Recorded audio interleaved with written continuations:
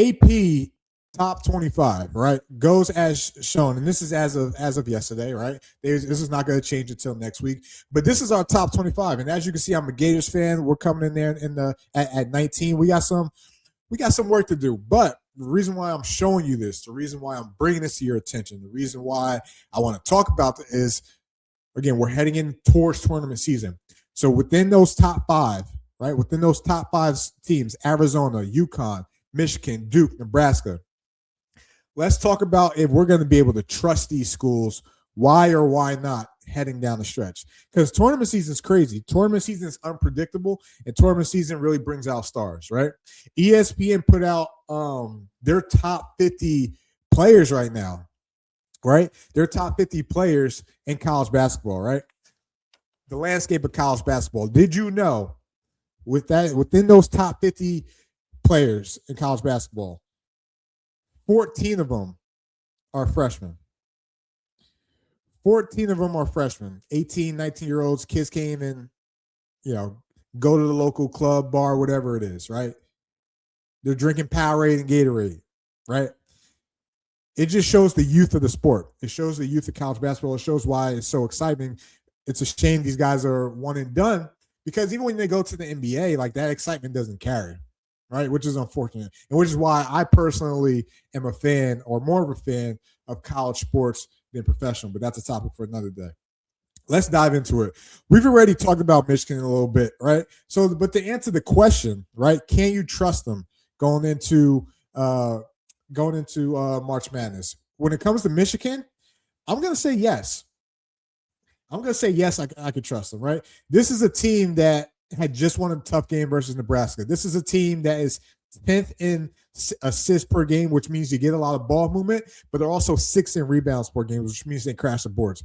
That's the type of formula you're going to need, right, when you're going into March Madness. This is also a team that is led by some dudes. You got Yaxel Lundenberg, right? Elliot Cadeau, Morez Johnson Jr., right?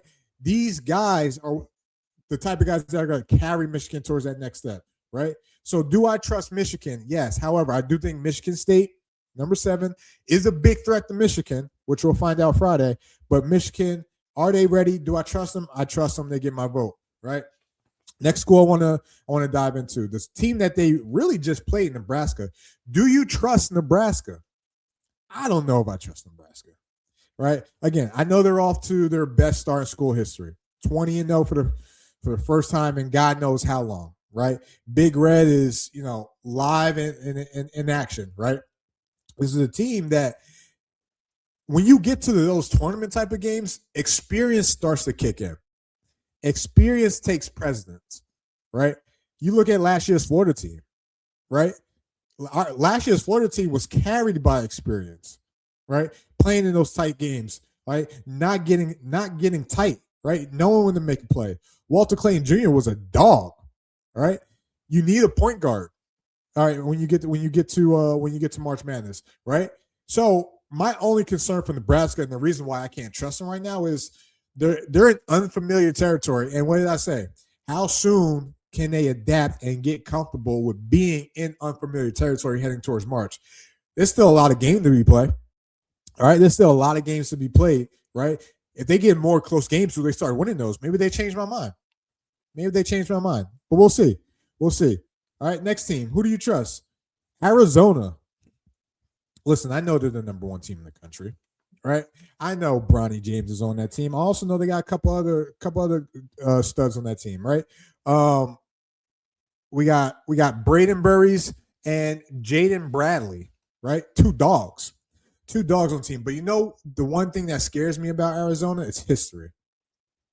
History scares me when it comes to Arizona and March Madness. And this is what I mean by that, right? 2024, 2 seed. 2023, 2 seed. 2022, 1 seed. 2018, 4 seed. 2017, 2 seed. What do those teams have in common besides being rated in the top 5 or, of their bracket? None of those teams made it past the Sweet 16. All early exit teams, right? So yeah, we could get excited about an Arizona team that's doing well right now, that's balling right now, that's taking care of business right now. They still got to do it in the tournament. And that's I just gave you 5 years where they've been a top seed and have yet to get to the Sweet 16, right? And you're playing a 15 seed, a 15 seed, well, excuse me, first round. If you're playing any of those teams, you're playing anywhere between 15, 16, 8 or 9, right? 12, 13. Listen, you're playing teams you should beat, is my point, right? So can Arizona overcome history is my biggest question, and the reason why I'm choosing not to trust them right now, right? And this is different from Nebraska because Nebraska, even though they haven't been there, they could gain that close game experience over the next couple weeks going into the tournament season and maybe getting them ready for March Madness. It just seems like there's been a black cat walking across Tucson, Arizona, and around March Madness, and they just can't get past the Sweet 16. So therefore, I don't trust them. I don't trust them. Duke, listen, Duke's one of those teams that's tricky also. Duke is one of those teams where it's like they always have a star. It could be the number one pick. It could be a household name. They always have a star, but they always lose. They always lose when they're really when they really have the most expectations on them, so to say, right? You think about Cooper Flag, Kyrie Irving, you think about Zion Williamson, you think about all these guys had a whole lot of hype, right, throughout the season, right, when it comes to college basketball. This year it's Cam Boozer, right? So do you trust Duke? I'm going to say right now I trust Duke. I trust Duke because why? As I mentioned, that list, ESPN, they have the best player in the country. Right? Number one on that list was Cam Boozer, right? And even though they played some tight games lately, I'll give them that, right? Even though they played some tight games, you think about Seton Hall, right? You think about no, not Seton Hall. I'm sorry, I'm thinking of UConn. But this is a Duke team that averages 85 points per game and only allows 64 points per game. They're almost doubling and beating their opponents by 20 points per game.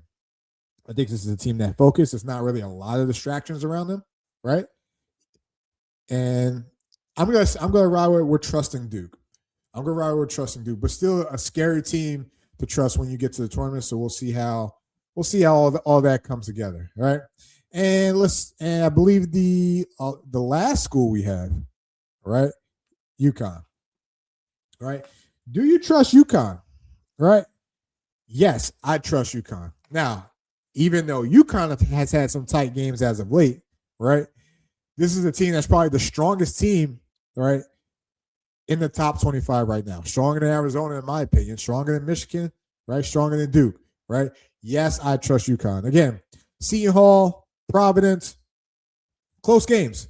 Maybe a little bit too close to my liking, right? But they're on a 12-game win streak, right? And these close games are actually going to come into play. Dan Hurley knows what he's doing, right? Dan Hurley knows what he's doing. He's getting these boys right. And I'm going to choose to trust UConn.